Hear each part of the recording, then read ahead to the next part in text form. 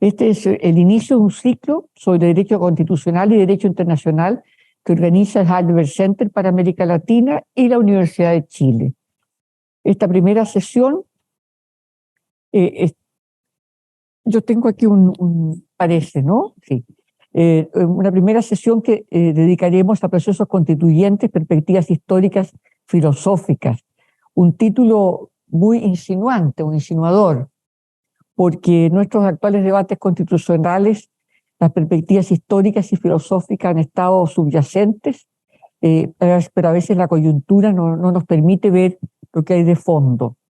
Los tiempos a veces no están muy resueltos para clarificar conceptos y la academia tiene el deber de hacerlo y de hacer un aporte fundamental de clarificación y también de apertura de camino. Por lo tanto, nuestros expositores nos ilustrarán sobre estas materias. Ustedes casi no necesitan presentación. Voy a decir dos palabras sobre el profesor Seleme y nuestro decano.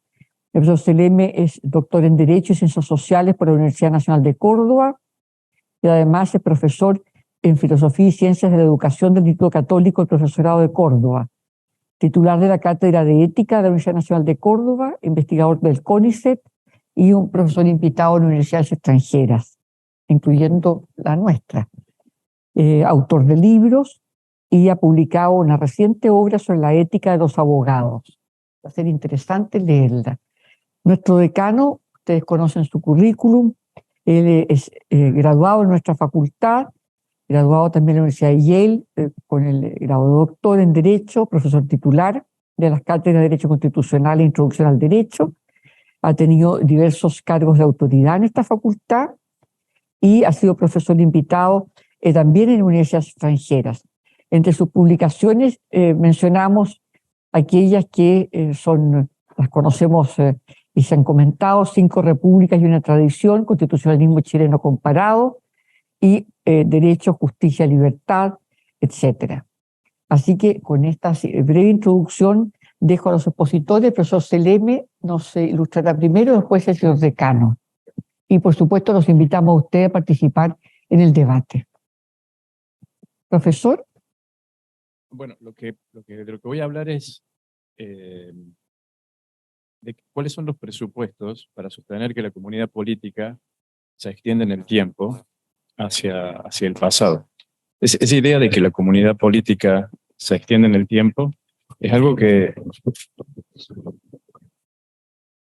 usualmente damos por idea y rara vez la pensamos. Por ejemplo, hacemos normas pasadas, actuales, nos sentimos identificados con todo lo pasado, nos sentimos avergonzados por la política. Lo que propongo hacer es preguntarnos, bueno, ¿cuáles son los presupuestos? ¿Qué hay que dar por sentado para decir que la comunidad política se extiende en el tiempo? Una vez que presente eso, lo que hay que dar por sentado, voy a demostrar que existe una tensión entre lo que tenemos que dar por sentado, lo que la comunidad se extiende en el tiempo, y nuestro modo usual de concebir el tiempo y la causalidad. Así que lo que voy a hablar es algo extraño, solo pido paciencia, que es lo que piden los filósofos cuando hablan, que es un lugar de intersección entre la teoría política, que dice que la comunidad se extiende en el tiempo, y la filosofía del tiempo, que dice cómo está organizado el espacio y el tiempo. Así que lo que voy a hacer es eso. Así que sonará raro, pero si tienen paciencia, verán que llegaremos a buen puerto. Ok, entonces la hipótesis que voy a defender es que para decir que la comunidad política se extiende en el tiempo y que por lo tanto está compuesta por vivos y muertos, eso es la idea de la comunidad política. Hay que cambiar el modo en que usualmente concebimos el tiempo y hay que revisar el modo en que pensamos la causalidad. Hay que desplazar la causalidad de esta explicación. ¿Okay? Entonces, comienzo con 3 propiedades que tiene la comunidad política que se extiende en el tiempo. La primera propiedad es que la comunidad política es una comunidad de iguales. Eso requiere no solo que todos sean igualmente miembros, sino que adicionalmente requiere que sean miembros iguales. Es decir, la comunidad política está conformada por ciudadanos que tienen un mismo estatus. La membresía de la comunidad política es igual. Detrás de los roles diferenciados que ocupamos en la comunidad política hay un rol que es homogéneo, que es el rol de la ciudadanía. Así que esa es la primera característica de una comunidad política. El vínculo de membresía que une a sus miembros es idéntico, que hay un vínculo básico. Esto no sucede con todas las comunidades. Por ejemplo, en la familia, eso no es así, no hay un vínculo básico, sino que uno es miembro de la familia por los distintos roles que ocupa. Uno es miembro por ser padre. Si uno pierde el rol de padre, pierde el rol de miembro. En la comunidad política uno ocupa distintos roles, por ejemplo, es presidente, pero si uno pierde el rol, sigue siendo ciudadano y miembro de la comunidad política. Hay un rol básico. La segunda característica es que la comunidad política es el sujeto paradigmático del cual predicamos justicia. La justicia distributiva se predica entre los miembros de la comunidad política. Si uno no es un estatista que cree que la justicia solo se predica sobre los miembros de la comunidad política, yo soy un estatista, creo que sí, pero la tesis es más débil. Al menos uno debe reconocer que las exigencias de justicia entre los miembros de la comunidad política son diferentes, son más fuertes que las exigencias de justicia con quienes no lo son.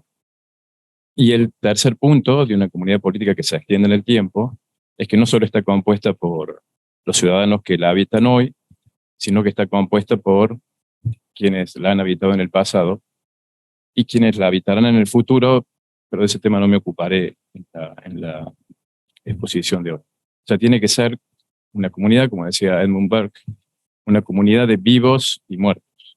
¿Okay? Y ese es el problema que quiero abordar. ¿Okay? Ahora, que sea una comunidad de vivos y muertos explica, como les decía, cosas que damos por hecho. Por ejemplo, que apliquemos normas como la Constitución, que ha sido dictada por personas que en su mayor parte están muertas, o que apliquemos normas que vienen del siglo XIX. La explicación usual de por qué aplicamos esas normas es porque son nuestras normas. Y cuando decimos nuestras, decimos son las normas de nuestra comunidad política. Pero para que eso sea cierto, quienes la dictaron tienen que compartir con nosotros el mismo vínculo de membresía, ¿no? Para ser miembros de la... Es decir, las personas muertas del pasado tienen que ser miembros juntos con nosotros de la comunidad política. Entonces, esas tres propiedades de la comunidad política que he nombrado se corresponden con tres propiedades que tiene que tener la membresía a la comunidad política. La primera es que el vínculo de membresía a la comunidad política es homogéneo, es decir, es el mismo, hay un vínculo básico. La segunda propiedad, si la comunidad política es el sujeto paradigmático de quien se predica justicia, o sea, si nos debemos justicia entre los miembros de la comunidad política, el vínculo de membresía debe ser jus generativo, debe ser el tipo de vínculo que justifica las exigencias de justicia. Si aceptamos que entre los miembros de la comunidad política hay exigencias de justicia. Ahora, para que se den las exigencias de justicia tiene que ser posible la interacción recíproca. Es decir, hay justicia cuando los términos con los cuales organizamos nuestra interacción recíproca son aceptables por todos los involucrados. O sea, si los términos que organizan nuestra interacción son aceptables por todos, entonces hay justicia, y si no lo son, no hay justicia.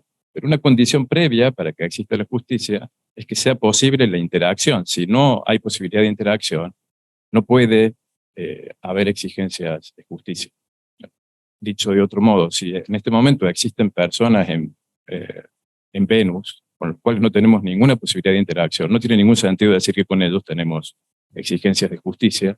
Así que el vínculo, una condición para la membresía política, si es que la membresía funda las exigencias de justicia, es que una condición necesaria para la membresía política es que yo pueda interactuar. con quienes son miembros de la comunidad. ¿Okay?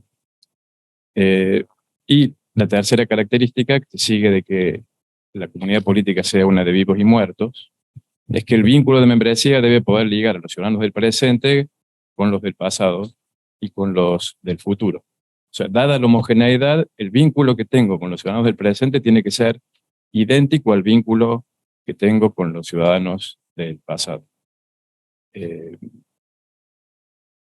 Entonces, puestas así las condiciones de la membresía política, hay dos presupuestos usuales acerca del tiempo y la causalidad. Primero voy a explicar estos dos presupuestos y luego mostraré dónde está el problema. Nuestra topología del tiempo es presentista. Entonces, es una teoría del tiempo que dice que los eventos del pasado no son reales porque ya lo fueron y dejaron de serlo, y los eventos del futuro no lo son porque todavía no existieron. O sea, esa topología del tiempo, que es la topología del sentido común, es la que se llama presentismo, y no es una trivialidad, no dice simplemente que los eventos que existen son los presentes porque el verbo existir está conjugado en presente cuando digo existe. Es un problema más técnico. Lo que dice es que el conjunto de todo lo real solo incluye objetos presentes. Hay otras teorías del tiempo que dicen que el conjunto de los objetos reales no solo incluye objetos presentes, sino que incluye objetos pasados y objetos futuros. Ya lo explicaré con más detalle. Pero nuestra idea de sentido común es el presente es lo único real. Y respecto de la causalidad, el segundo presupuesto, se refiere a la dirección temporal de la causalidad. O sea, la causa es temporalmente anterior al efecto. Nunca puede ser el caso que una causa ocurra luego de que se ha dado el efecto. ¿Okay? Ahora, si uno combina esos dos presupuestos con las propiedades de la comunidad política, la tensión se vuelve patente. Si el presentismo es cierto y la realidad solo incluye objetos que existen en el presente, los ciudadanos del pasado nunca pueden haber formado parte de la misma comunidad política con los del presente y los del futuro, porque una comunidad real debe estar compuesta de miembros reales y los del pasado ya no lo son. Nunca hemos compartido un mismo conjunto de cosas existentes nosotros con ellos. Así que ese es el primer problema si uno acepta el presentismo.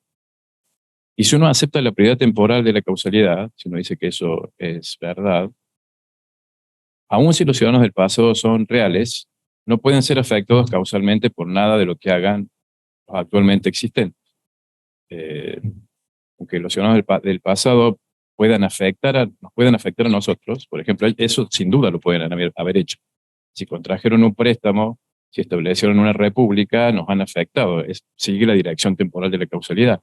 El problema es si nosotros podemos afectarlos a ellos, y dada la dirección temporal de la causalidad, eso es imposible. ¿Okay? Entonces, como la posibilidad de afectación recíproca es una de las condiciones necesarias para la membresía política, o sea, para que seamos miembros de una misma comunidad política, tenemos que poder afectarnos recíprocamente. La comunidad política solo puede incluir a los ciudadanos del presente, que son los que pueden afectarse, y no puede extenderse en el tiempo. ¿Okay? Entonces, esa es la tensión. Usualmente la tensión no aparece porque tomamos esto de que la comunidad se extiende en el tiempo como una metáfora. Los abogados estamos muy acostumbrados a las metáforas. Y el problema, si es solo una metáfora, es que no es real. Y si no es real, entonces no podemos usar esa idea para explicar lo que usualmente hacemos, ¿no? Por ejemplo, ¿por qué aplicamos normas del pasado? ¿Okay? Sin que eso vulnere el carácter democrático de nuestro sistema. Okay. Entonces, la propuesta que voy a hacer es que para explicar la extensión de la comunidad política en el tiempo, hacia el pasado, hay que modificar nuestra forma de concebir el tiempo, y hay que sostener que existe una forma de afectación que no es causal. ¿ok? Entonces, hay que sostener que el tiempo es una especie de campo o área semejante al espacio, donde los eventos del pasado y del presente, y posiblemente los del futuro, existen. Quien sostiene la topología del tiempo que sostiene esto, es la topología del tiempo dominante hoy en metafísica, y se llama eternismo, ¿no? El eternismo dice, el futuro, el presente y el pasado son reales. El tiempo es semejante al espacio. Y así como el lugar en donde estuve antes y no estoy ahora sigue siendo real, aunque yo no estoy, el tiempo pasado donde estuve y el tiempo futuro donde estaré es real, aunque ahora esté aquí, ¿no? Entonces hay una analogía generalmente pensamos que el espacio y el tiempo funcionan de manera diferente. El eternismo dice funcionan de manera idéntica. Y hay otras formas de explicar el tiempo que son compatibles con decir que el pasado es real. Una es la del bloque en expansión. El universo se está expandiendo hacia el futuro, pero el pasado sigue siendo real. La otra, menos conocida, es el bloque en contracción. El universo se está achicando. Lo que está sucediendo es que los eventos del pasado que eran reales, a medida que se van haciendo presentes, dejan de ser reales. Pero acepte uno cual sea de estas topologías del tiempo, se abandona el presentismo.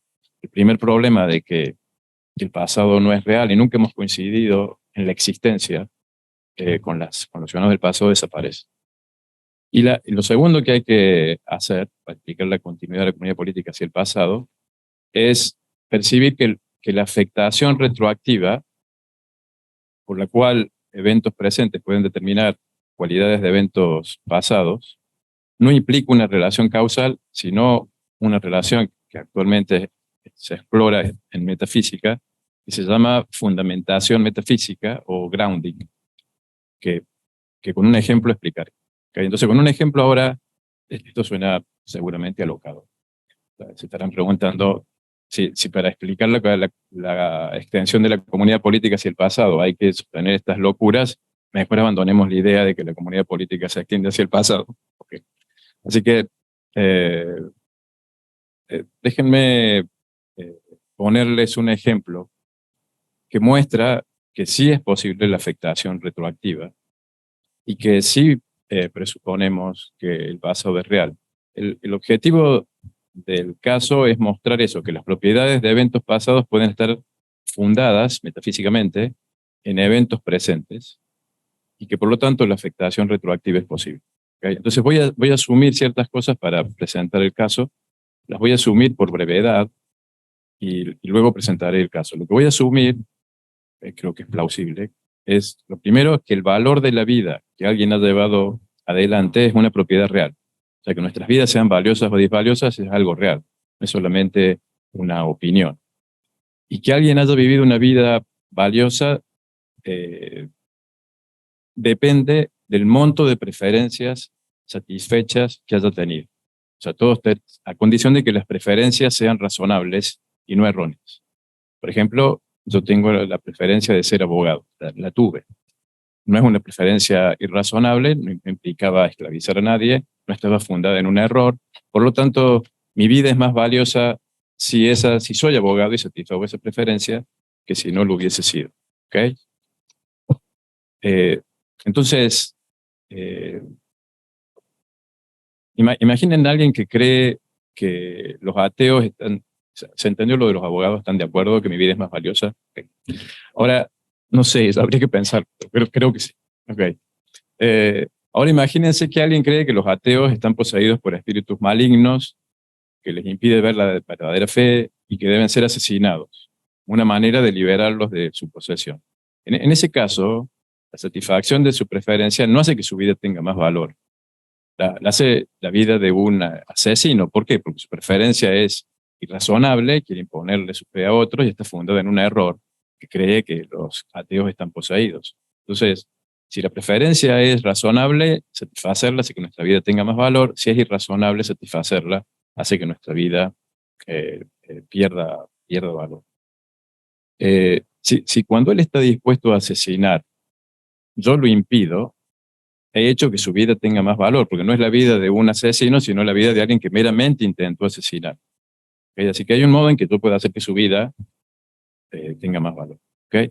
Ahora, imagínense el siguiente caso, un caso semejante a ese. Mi padre tiene la preferencia errónea e irrazonable de matar a ateos. Para eso, el 1 de agosto coloca una bomba que va a estallar el día 30 de agosto. 4 días después, el 5 de agosto, muere. Si la bomba estalla, su vida ha sido la de un asesino. Si la bomba no estalla, su vida ha sido simplemente la de alguien que intentó matar. Si estalla, es menos valiosa que si no estalla. ¿Okay? Ahora, veamos qué es lo que aceptan. Aceptan que alguien muerto no puede ser un asesino. O sea, la proposición, mi padre es un asesino y su vida fue disvaliosa, describe un estado de cosas existente mientras él vivía entre el 1 de agosto que puso la bomba y el 5 de agosto que murió. O sea, mi padre ha sido un asesino y su vida no ha tenido valor mientras vivía. Ahora, ¿de qué evento depende la verdad de eso, de que mi padre sea un asesino? Entre el 1 y el 5 de agosto. Y un evento que sucederá el 30 de agosto cuando la bomba estalla. Entonces, el valor que tiene la vida de mi padre entre el 1 y el 5 de agosto está fundado, no causado, por un evento que sucederá el 30. No es que haya ondas de causalidad del 30 al 5. No, ese es el fundamento por el cual la vida de mi padre no tiene valor. Si el valor de la vida es algo que realmente existe en la realidad, un evento futuro acaba de cambiar, puede afectar las propiedades de un evento pasado. Ahora, ¿puede afectar la vida que tuvo mi padre? Claro. Si logro encontrar el lugar donde escondió la bomba, por ejemplo, hoy, 22 de agosto, y la desactivo, he hecho que la vida de mi padre tenga mayor valor, porque he impedido que una preferencia irrazonable sea satisfecha. ¿Okay? Para terminar y ajustar, creo que me he excedido el tiempo, pero para terminar, ¿qué tiene que ver esto con la Constitución? Bueno, la Constitución creo que es la expresión de preferencias futuras de ciudadanos del pasado. O sea, los ciudadanos del pasado de nuestra comunidad expresaron sus preferencias futuras acerca de nosotros. Por ejemplo, expresaron que deseaban que nos tratáramos como iguales, que respetáramos la libertad de expresión, la libertad de tránsito. Son sus preferencias futuras sobre nosotros. Si nosotros satisfacemos sus preferencias futuras, y esas preferencias son razonables, los hemos afectado retroactivamente, igual que sucedía con mi padre. Hemos hecho que su vida sea más valiosa. Si sus preferencias eran irrazonables, y están puestas en la Constitución, hay un modo de hacer que su vida sea más valiosa. Es reformar la Constitución para desactivarla. O sea, si tenemos una Constitución que tiene preferencias irrazonables, puestas allí, las preferencias pueden ser sobre el modo de reforma de la Constitución. Por ejemplo, han puesto mayorías tan agravadas que no se puede reformar, esa es una preferencia irrazonable, o cláusulas constitucionales irrazonables. Hay un modo de afectarlos, hacer que su vida sea más valiosa, que es no respetar sus preferencias futuras. ¿Okay? Ahora, si uno entiende así a la Constitución se vuelve como el constitutiva de la comunidad política en un nuevo sentido. Actúa como un puente entre el pasado y el presente, que pone el valor de nuestras vidas en manos de quienes diseñaron nuestras instituciones. Y eso lo entendemos, estamos en manos de ellos. Pero lo que es más difícil de percibir, la Constitución pone el valor de sus vidas, de los ciudadanos del pasado, en las nuestras. Muchas gracias por la paciencia. Profesor Ruiz Tagle, decano, usted tiene al mismo tiempo. Vamos bien. Bueno, es una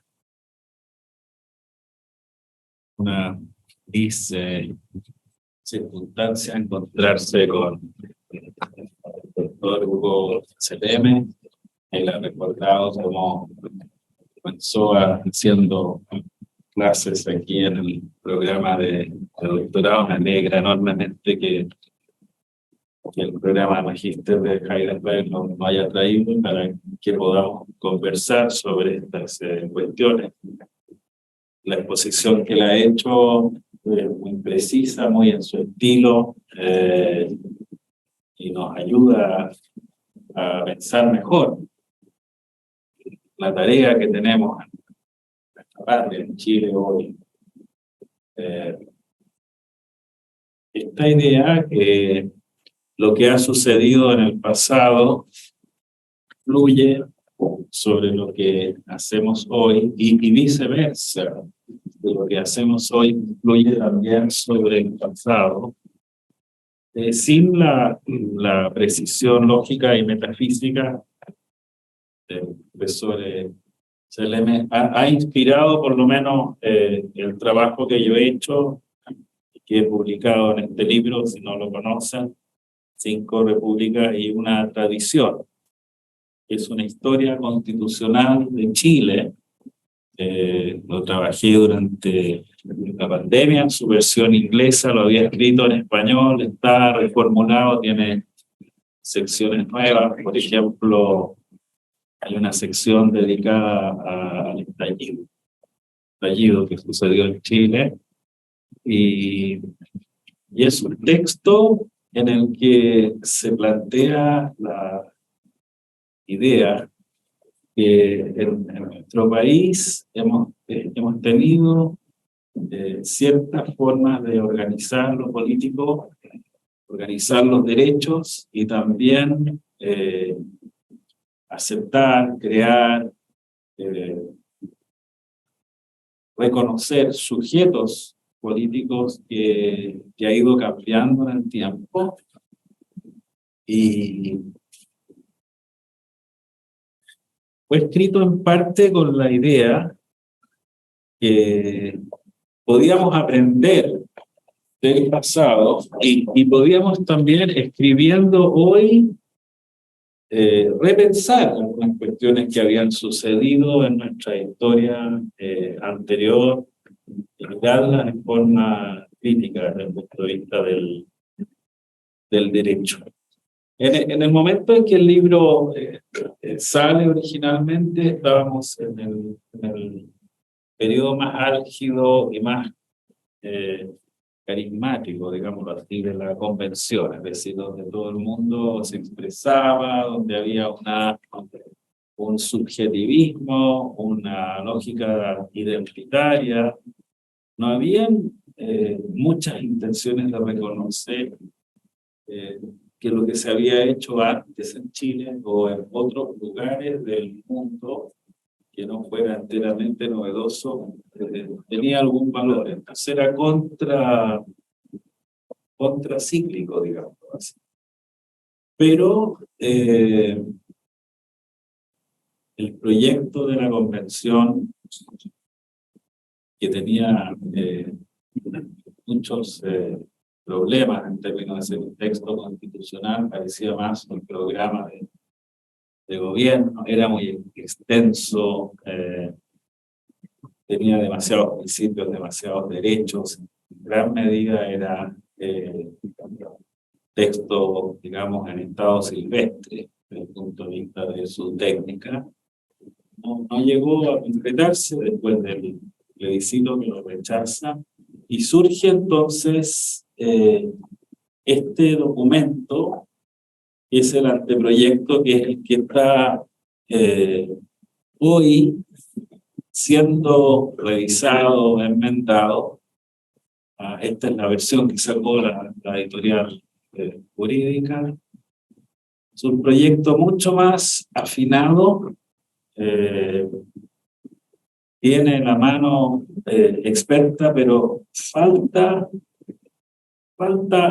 algo, y es difícil imaginarse qué es. Las palabras del profesor Seleme son muy iluminadoras, porque yo creo que lo que falta es pensar cómo este texto, que es el anteproyecto, se conecta con nuestra tradición, y nuestra tradición, al ser reconocida en este texto, puede proyectar a Chile en una situación mejorada para el futuro. Esa es la pregunta, la gran pregunta. Este texto de la Constitución del anteproyecto es bien novedoso, muchas cosas, pero tiene una novedad de tono menor. Es como hay que saber bastante derecho constitucional para darse cuenta qué tan novedoso es. Y a primera vista se parece a otras constituciones chilenas, pero cuando uno empieza a leerlo, por ejemplo, el artículo 1 ya contiene un compromiso con el Estado Social y Democrático de Derecho. En el capítulo 1 hay también un reconocimiento a los pueblos originarios, hay otras 2 referencias en la Constitución a esos pueblos, y eso es bastante nuevo. Hay también una regulación intensa de los partidos políticos, de la participación, que es novedosa. Hay muchas reglas. Pero en un seminario reciente que tuvimos hace poco tiempo, surgió algo que yo quiero planteárselos como una pregunta, más que como una afirmación, porque podríamos hablar mucho tiempo de este texto y exponernos y todo. Hay cosas muy positivas, pues a mí me gusta mucho, y Hugo va a entender muy bien por qué, y también María Teresa va a entender por qué a mí me puede gustar que los estados de excepción constitucional sean pensados como limitaciones de los derechos, sino como regímenes de gobierno alternativos, que sería un poco la tesis schmittiana. Y en ese sentido yo creo que el anteproyecto hace un enorme progreso. Faltaría quizás que tuviese la figura del vicepresidente, un primer ministro también, para que las locuras que una vez ve en el ejercicio de la función ejecutiva del poder puedan ser morigeradas. Estamos viendo a muchos presidentes en la región, en Estados Unidos, que en realidad son problemáticos desde el punto de vista de su sensatez. No sé si hay alguien acá en Argentina, pero la verdad es que yo vi 2 o 3 entrevistas del señor Milei ayer. Yo lo primero que haría es pensar y después escuchar a la vicepresidenta que va con él, y ya me quedé más tranquilo porque me pareció una persona un poquito más normal, pero bueno, en Chile no tenemos esa posibilidad, estimado Hugo, o sea, sería bueno que hubiese un ombudsman, sería muy positivo que cambiara este sistema de nominación y educación de los jueces en estos consejos fragmentarios que vienen. Hay muchas cosas, pero hay algo que yo encuentro que es un tema que se los quiero plantear y que surge, y aquí viene de, digamos, la parte más quizá bonita, interesante, de una conversación que tuvimos con profesores de la Universidad de Hamburgo. Eran como 8 profesores, de 4 o 5, pero además estaba agregado, y aquí viene la parte mejor, el gran jurista y profesor, Herr Professor Super, doble Herr Professor, aquí tengo las dimensiones de sus títulos, que les gusta mucho los alemanes.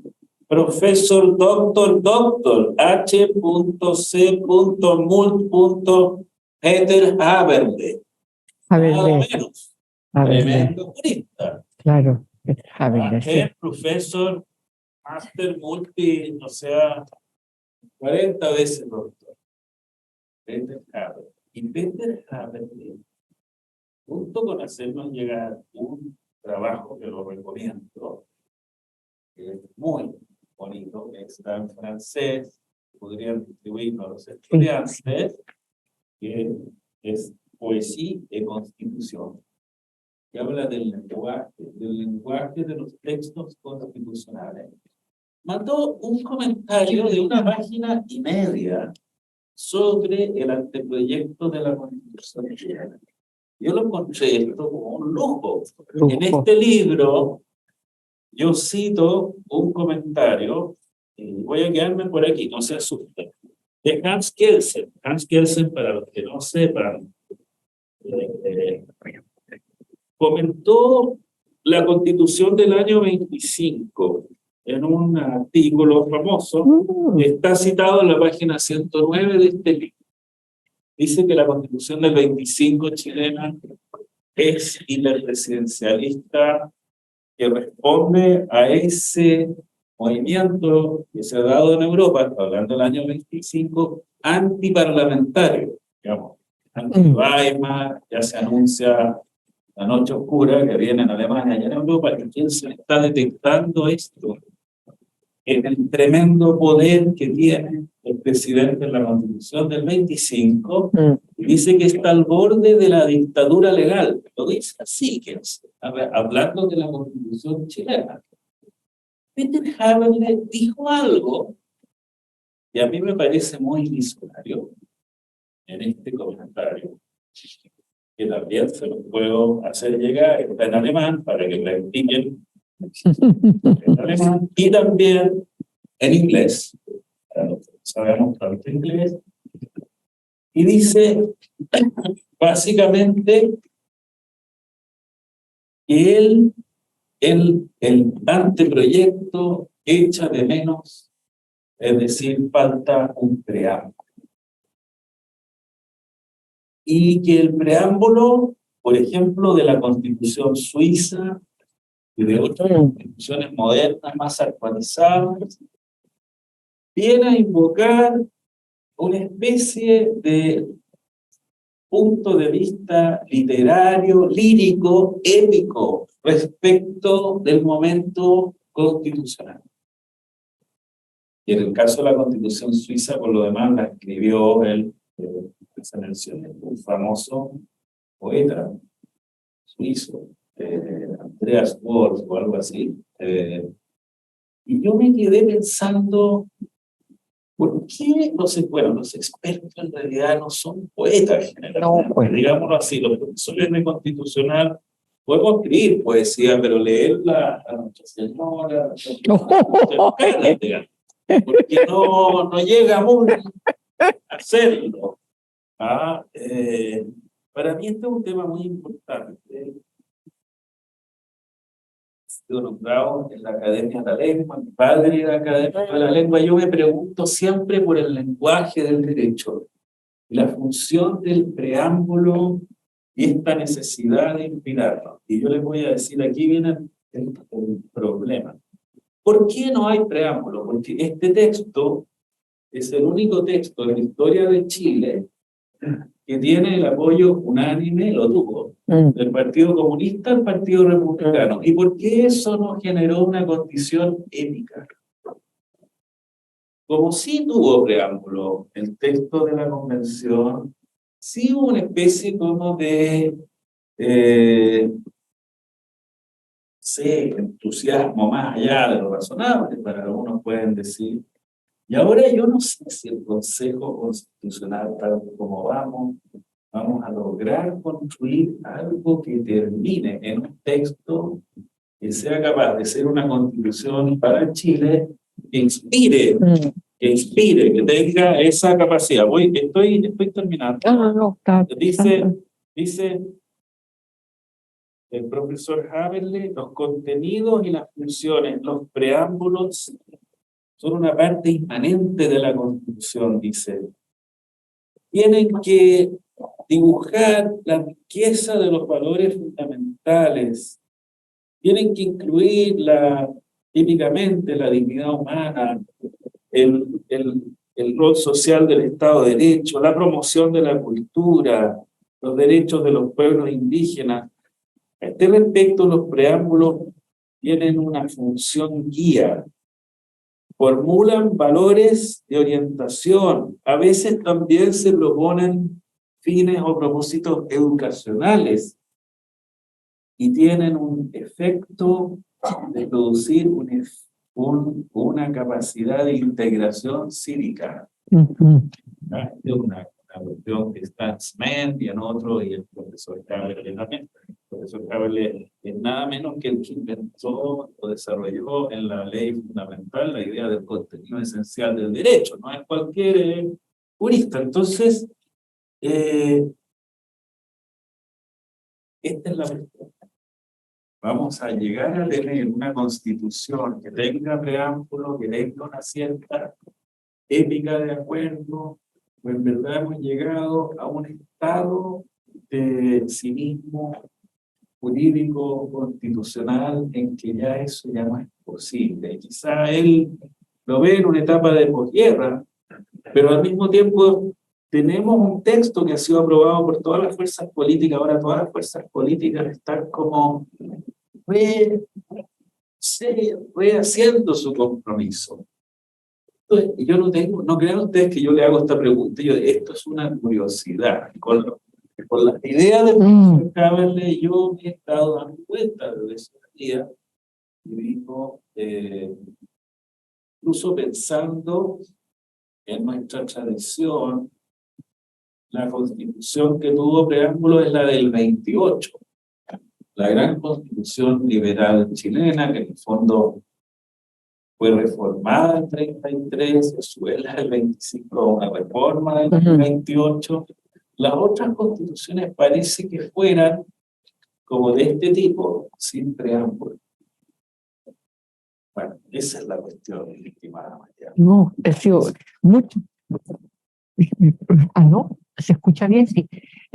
Profesor, ha sido muy estimulante esta presentación, esa reflexión filosófica sobre la comunidad política y después cómo se debe expresar esa comunidad en una constitución y de nuestras carencias y también propuestas. Entonces los invitamos a formular algún comentario, preguntas, por favor. Sí, María Gabriela. Bueno, muchas gracias a los dos. Por un lado, la presentación del decano nos ayuda mucho más a entender un poco el proceso político para quienes, por lo menos yo que soy extranjera, igual tengo 6 años acá, pero todavía aprendo mucho sobre el derecho y la sociedad en Chile. Entonces es verdad que permite mucho entender cómo está haciendo este proceso, el que inició el año pasado y cómo vamos ahora, ¿no? Así que muchas gracias por eso. Y al profesor Hugo, que bueno, tengo la dicha de conocerlo desde hace ya años y de haber sido su alumna, le hago una pregunta para cerrar toda la explicación que usted dio, que me pareció sumamente interesante, y es que en el presente nosotros validamos, digamos, las decisiones del pasado, de la comunidad política del pasado. Es decir, cuando nosotros estamos reformando una constitución, nosotros podemos validar, bien sea una acción negativa o una decisión negativa perdón que no me exprese con las palabras adecuadas, pero me cuesta armarlo. Entonces, validamos o le damos más valor reformando o cumplimos su valor o sus deseos manteniendo, por así decirlo. Pero entonces, al mismo tiempo, nosotros estamos haciendo para la comunidad del futuro. El futuro va a validar o no, o nos va a dar más valor o no, con lo que nosotros estamos decidiendo hoy. Entonces, mi consulta o mi reflexión es que al final siempre estamos en un ciclo porque el derecho de sociedad y la sociedad siempre se está reformando. Antes era impensable, por ejemplo, el matrimonio igualitario y ahora se reforma. Entonces, claro, al reformarse nosotros estamos cambiando una decisión que hubo en el pasado. ¿Qué podríamos pensar, pensando que en el futuro no existe, que igual que podemos pensar que quizás decisiones que estamos tomando hoy nosotros como humanos, cosas que de repente podemos ver que son que son normales o que es lo adecuado, en un futuro se van a ver súper mal y quizás sea hasta penado por la ley. No sé, por ejemplo, en el pasado se hablaba de la esclavitud, que ahora obviamente es una aberración. Quizás en el futuro va a ser, por ejemplo, se me ocurre comer animales, por decir cualquier cosa, las carnes, etcétera. Quizás en un futuro esté penado. Entonces, eso va así, digamos, tengo bien la idea o a lo mejor va por otro lado. Perdón que se confunda tanto, pero lo dije en mi idioma. El preámbulo no había advertido la falta de preámbulo en las constituciones chilenas y tal cual. Creo que son absolutamente necesarios. El preámbulo en la Constitución argentina ha cumplido un rol muy importante. Allá todos recordarán, bueno, todos los más grandes, Alfonsín, cuando terminó con su campaña, la basó de la vuelta a la democracia, se basaba justamente en el preámbulo de la Constitución argentina. Entonces sí hay un valor, me parece muy importante, y no había advertido la falta de preámbulo, y bueno, y ahora me explico muchas cosas, así que creo que hay que trabajar porque eso pase, porque creo que ese ideario de valores que parece medio ausente, que el año pasado estaba exacerbado y ahora se desapareció, del escenario tiene que rescatarse y tiene que tener un espacio en un texto constitucional a futuro para la comunidad política de futuro que tenemos que pensar también, ¿no? Y que a mí me preocupa mucho que justamente el texto que se acuerde justamente no cumpla con esas expectativas de las generaciones futuras. Y me parece que también es una responsabilidad de los que estamos acá, vivos, ¿no? De lo que vamos a heredar. Y pensando en la presentación de Hugo, ¿vos has visto algo de poder constituyente y poder constituido? ¿Cómo esta teoría, que es una teoría muy importante dentro del constitucionalismo moderno, tiene un valor? ¿Qué explicación le das vos en tu presentación de la comunidad política? Esa es la pregunta. Muchas gracias a ambos por la presentación, al profesor Selemé y al decano. Dos preguntas bien breves. Profesor Selemé, usted mencionó que dentro de su concepto del tiempo también había que considerar alguna forma, pero que no se iba a referir a la comunidad también hacia el futuro. Entonces quería consultarle su visión sobre ese vínculo de la comunidad, sobre todo pensando en que hay conceptos constitucionales o que desprendemos muchas veces en el constitucionalismo, como la justicia intergeneracional u otros que miran precisamente en este vínculo. Entonces, me gustaría conocer un poco su visión al respecto. Y lo segundo, yo tengo hartas dudas sobre los preámbulos, debo decir. Hay algo de, perdonando la expresión, pero que Andrés Bello decía algo de basura escolástica un poco en los preámbulos. Hay, por ejemplo, el caso de Portugal, donde había una invocación claramente hacia moverse hacia un sistema socialista, donde se declaraba la derrota del fascismo, la Constitución de India. Entonces amarran en cierto sentido, ese es creo que pueden petrificar una visión histórica, y además el uso, que somos abogados, el uso jurídico que suelen tener muchas veces los preámbulos al respecto. Solo para hacer una mención, el proyecto de la presidenta Bachelet tenía un preámbulo que era bastante más abierto y optimista quizás, y que podríamos pensar que pudiese dialogar con el pasado, presente y eventualmente futuro. Pero la convención fue mucho más cercano a momentos revolucionarios, y ese fue el objetivo inicial del preámbulo, donde quedaron excluidos ciertos aspectos. Entonces, mi pregunta al decano sería, ¿qué valor realmente cree él que debería reflejar este preámbulo para efectos de que esta fuese realmente una constitución que limara un poco estos problemas de lo razonable que nos planteó quizás el profesor Selema hacia el pasado, de aquello que nos parece que no resulta razonable, para efectos de evitar quizás caer en estos otros, a lo mejor moralismos que pueden traer muchas veces estos preámbulos? Comienzo con el poder constituyente. La visión que he presentado de la comunidad política hace que el poder constituyente originario, que es algo que recurrentemente se pone de moda en Latinoamérica, tenga que ser visto como algo muy peligroso, porque implica decir que las preferencias de los ciudadanos del pasado nos han dejado de importar. Implica hacer que la vida que tuvieron los ciudadanos del pasado haya sido menos valiosa. Yo creo que eso, como pensamos que es una metáfora, que podemos afectar a las vidas de los ciudadanos del pasado, entonces no hay ningún problema en decir poder constituyente originario.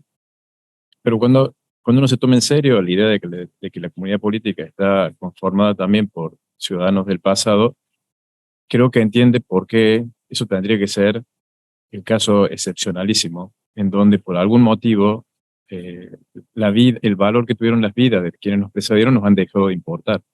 Pero si nos sigue importando, no hay ninguna razón, salvo que creamos que todas sus preferencias eran irrazonables, que ninguna puede ser rescatada, entonces solo en ese caso tendría sentido el poder constituyente originario.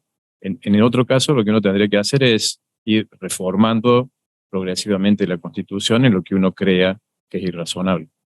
Y también sirve para entender esto que preguntaba Gabriela, es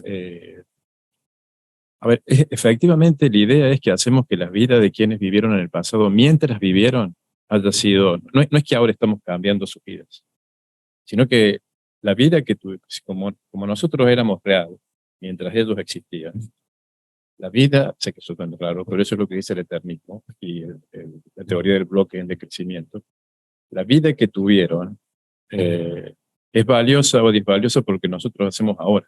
Es cierto, ellos no podían saber cuánto valor tenía su vida, pero lo mismo pasa, por ejemplo, yo tengo la preferencia de que mi hija me sobreviva. Si en este momento mi hija está muriendo, mi vida hoy es valiosa, en este momento, aunque yo no lo sé. O sea que no es lo mismo que la vida tenga disvalor a que yo sepa que tiene disvalor. La gente que estaba en el pasado no podía saber cuán disvaliosa íbamos a hacer su vida o cuán valiosa la íbamos a hacer. Pero ya lo eran por lo que nosotros hacemos hoy. Esa sería la idea. Y con la gente, con las generaciones futuras, creo que lo que se puede explicar bien es que nosotros tenemos deberes en relación con ellos. Generalmente la justicia intergeneracional es eso, es qué deberes tengo yo para los que van a venir. Y lo que intenta explicar el texto es que ellos también tienen deberes en relación con nosotros. Nosotros fuimos la generación futura de quienes hicieron la Constitución. Nosotros tenemos deberes en relación con ellos. Y creo que esa idea de que hay deberes hacia atrás es la que es difícil de ver, pero que es necesaria si somos miembros de una comunidad política que se extiende hacia el pasado.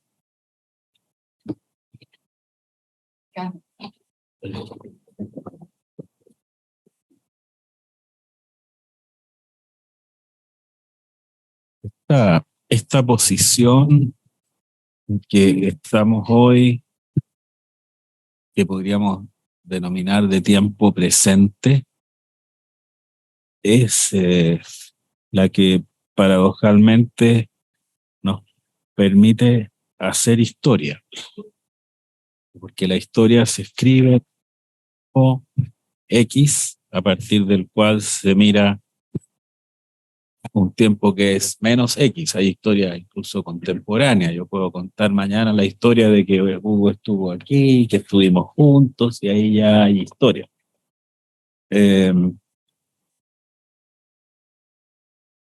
La historia, el análisis del lenguaje comparado son los tres grandes métodos del derecho. El derecho comparado es analizar las diferencias y semejanzas, y uno puede hacerlo en un mismo país, en otros países más distintos, más semejantes, en fin.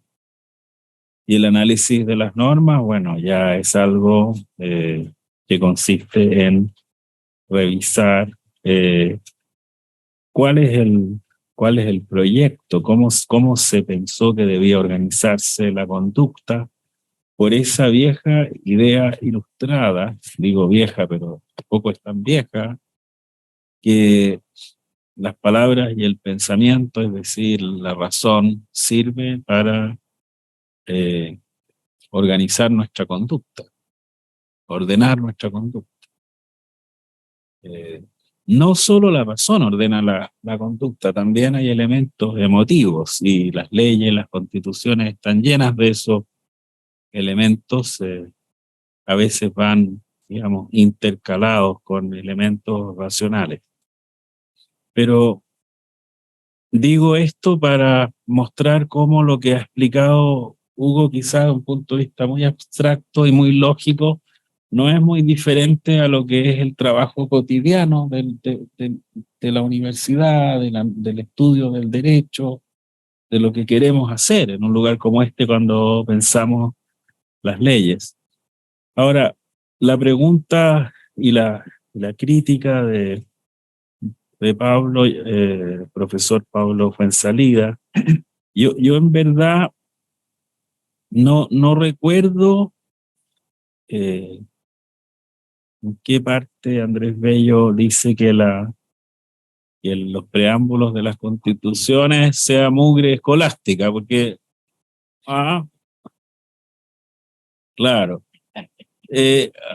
Andrés Bello es crítico de las constituciones escritas porque es anglófilo, pero se sentó a escribir la Constitución del 33.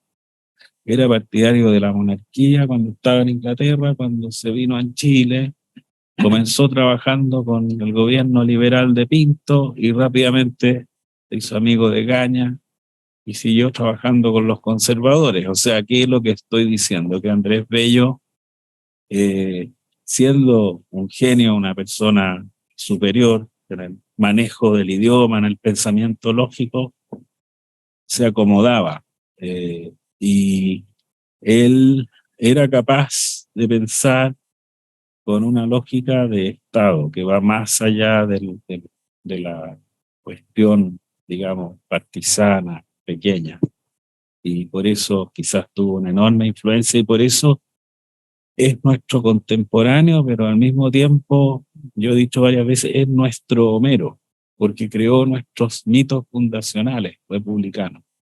Ahí está nuestra, digamos, primera idea de Chile, de un Chile sofisticado, civilizado, como Homero cuando escribe sus obras magistrales de Grecia. Ahí está cantada la verdad sobre nuestra patria, ahí están las mejores inspiraciones. No creo que sería una mala idea buscar en Andrés Bello algo que nos pueda servir como preámbulo. Encontrar ahí en alguno de los textos de Homero alguna. Ahora, el preámbulo que mencionaba Pablo no está tan malo, que está aquí, el de la presidenta Bachelet. Yo lo criticaría en un aspecto, pero díselo si es cortito, no se asusten. Nosotros, los pueblos de Chile, responsables ante nuestra historia y su porvenir, siempre los preámbulos tienen esta cosa, estas miradas. Lo que estaba explicándonos Hugo, nos otorgamos esta constitución política de la República de Chile, subrayaría República de Chile. Lo hacemos en forma libre y democrática, ejerciendo el poder constituyente originario del que estamos investidos. La finalidad de este acto solemne es vivir en paz, en justicia y en prosperidad dentro de nuestras fronteras y convivir con todos los países y pueblos del mundo, promoviendo y respetando la dignidad, la libertad, la igualdad, la solidaridad y los derechos fundamentales de todos los seres humanos. ¿Qué criticaría yo de este preámbulo que me parece bastante aceptable? Bueno, la idea de los pueblos de Chile. Yo creo que en Chile hay un pueblo y hay grupos, hay etnias.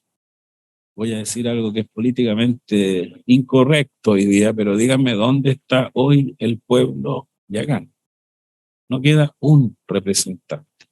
¿Puede existir un pueblo ficticio o que existió en el pasado como sujeto activo del poder constituyente? Esta es una pregunta que en una de esas Hugo me contradice, pero en fin, por eso somos amigos. Los pueblos, hay un pueblo de Chile y quizás hay, y sus etnias originarias, habría dicho yo, ¿ya? Y además, no me gusta para nada esto de que se hable de que es un poder constituyente originario, sobre todo porque el proyecto de la presidenta en el que, en fin, yo trabajé y el profesor y exdirector del departamento, Mario Fernández, fue el redactor de esto, es el boletín número no sé cuánto de la ley de reforma constitucional. Entonces hablar de que esto es originario es como subirse al pony, ¿entienden ustedes? Pero tiene que ver con un lenguaje, no está tan mal. Por aquí se puede empezar agregando algunas frases, algunas expresiones de Andrés Bello. ¿Nos sirve eso? Yo pienso que sí. ¿Qué habría que instalar y agregar? Con esto termino. La idea de que pasamos de una república pacíficamente a otra. De la quinta, que es la que estamos hoy, que es neoliberal, neopresidencialista, a la sexta, que ojalá exprese López de el Estado social y democrático de derecho, un balance, un mayor balance, equilibrio entre el presidente y ciertos poderes alternativos, y también una idea de los derechos económicos y sociales como parte del texto constitucional. Y aceptar otros sujetos, entre esos sujetos las etnias originarias, y también yo no soy partidario de la paridad automática aritmética, pero creo que deben existir criterios de discriminación positiva en algunos casos donde los grupos discriminados han sido tratados injustamente, han habido abusos, y a veces esos grupos, paradojalmente, han sido mujeres que son, paradojalmente digo, la mayoría de la población. Entonces, incluso puede ser una mayoría de la población la que ha sido tratada de manera abusiva. Reflexiones que han sido de una gran profundidad, que tenemos que recoger algunos temas de futuro inmediato. Primero, yo diría que una linda tarea sería que la academia propusiera un proyecto de preámbulo a modo de invitación, que se publicitara algo breve descuento. Creo que tiene que ser un poco mejor que este párrafo, donde se dice el fin de la Constitución, la finalidad de este acto, podemos vivir en paz. Lo que necesito más que eso, también. Poco más, sí. Crear, darle un sentido político a la sociedad, darle un sentido de sociedad política, organizada al Estado, al grupo humano. Ese es el sentido principal. Y entonces, dentro de eso se puede convivir en paz. Tiene que haber una referencia también de quienes constituyen el Estado. Ahí está el tema de pueblos, el tema de sectorización, etc. Y también algunos elementos de algunos objetivos del sistema político, de otorgar determinados bienes a los ciudadanos, morales, materiales, y también recibir de ellos para acción cívica y responsabilidad. Algo se podría escribir, yo creo que unos 2 párrafos bonitos, bueno, pueden proponer, aunque no quedaran en la Constitución definitiva, pero quedaran como el sello que lo presenta. Este decano tiene una tarea muy interesante. Ese es un tema que yo creo que se podría trabajar perfectamente y después continuar trabajando el tema, y que un país como Chile, como los demás, no está aislado del mundo.